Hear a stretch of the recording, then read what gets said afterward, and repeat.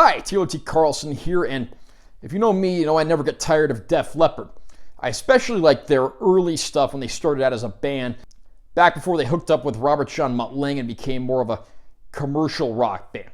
That early era is classic, so when I heard that they were putting out an Early Years box set, I knew I had to get my hands on it.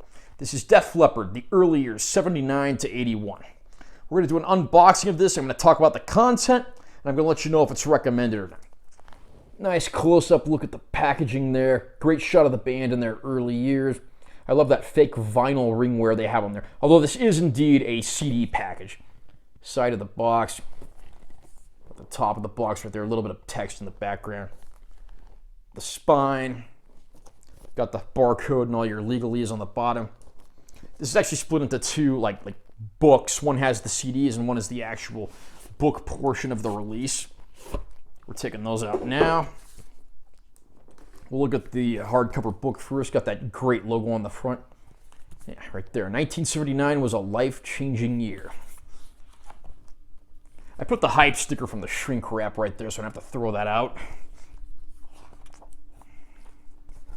Yeah. I'm just going to show a few pages in here. I'm not going to show off the entire book. But there's some very cool like vintage photographs and some of their old backstage passes and tickets and things like that. Plus some cool essays and stuff. Very, very young Joe Elliott there, practically unrecognizable.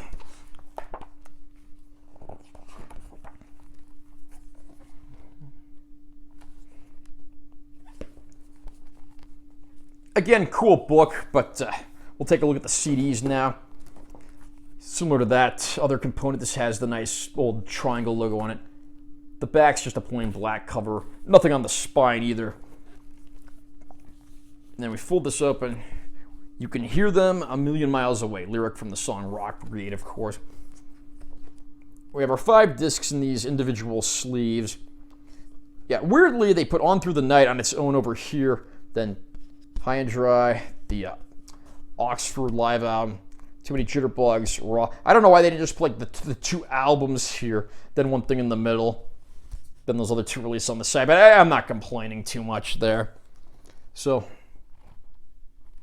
I'll pull each of these out so we can take a look. And of course, printed in the background, as you can see, there's even more like art and photographs and stuff. On Through the Night, my favorite album of all time by anyone, even though the album cover looks more like something Leonard Skinner would use.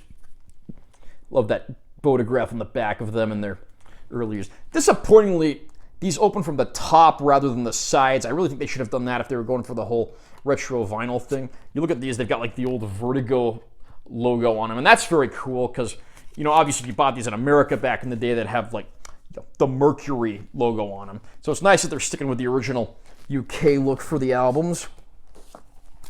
Next up we have High and Dry, their absolutely amazing second album. First time they hooked up with Robert John Mutt-Lange, who would also helm Pyromania and Hysteria.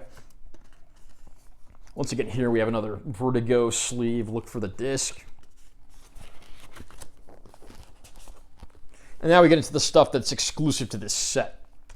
We have this When the Walls Came Tumbling Down, New Theatre, Oxford, 1980, when they were touring to support On Through the Night. Great live set here, and they even play some like earlier versions of songs that would become other things later. Like Medicine Man is actually the early version of what eventually became Rock Rock Till You Drop. And then the sleeve for this, they did it in the style of the Def Leppard EP.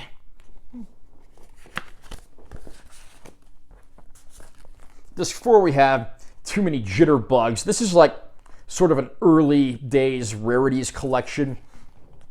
We look on here.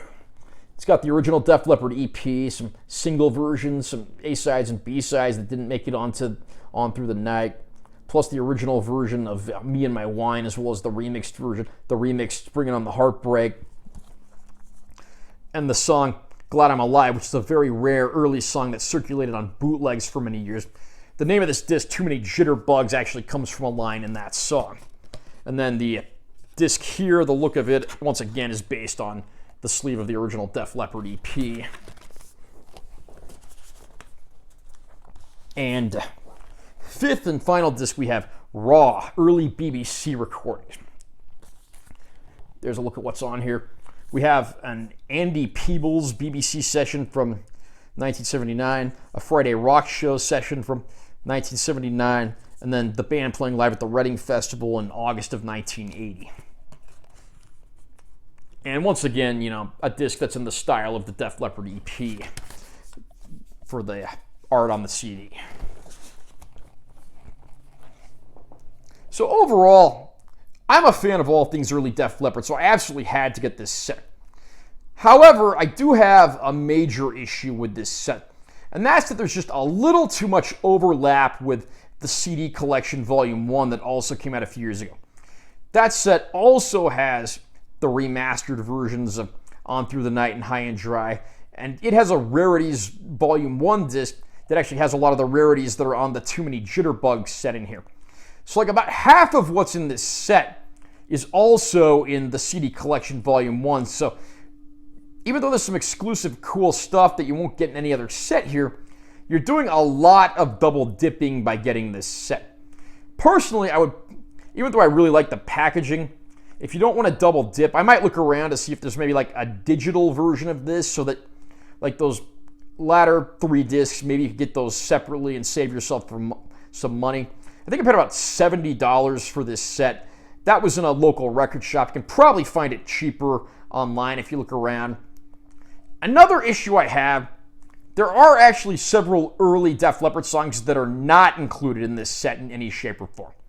There were 2 famous bootlegs called First Strike and War Child, and those had some early versions of songs that later made it onto On Through the Night, re-recorded, but it also had several completely unreleased songs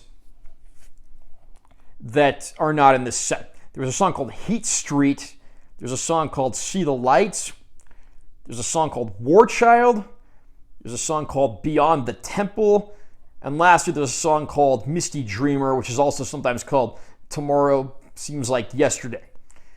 Those 5 songs are nowhere to be found in this package, and that's extremely disappointing.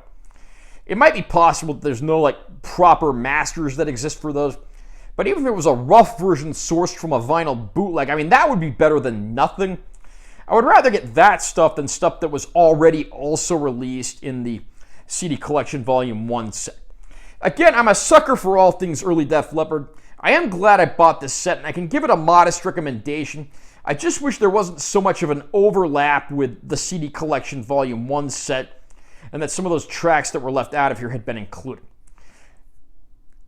Are you a fan of early Def Leppard? What's your favorite album? Song? Do you like this era more than the more commercial era that followed? Comment down below and let me know what you think. Also, remember to subscribe to this channel for more content. I'm always posting new videos, and make sure you give this one a like if you found it helpful. I'm Taylor T. Carlson. See you next time.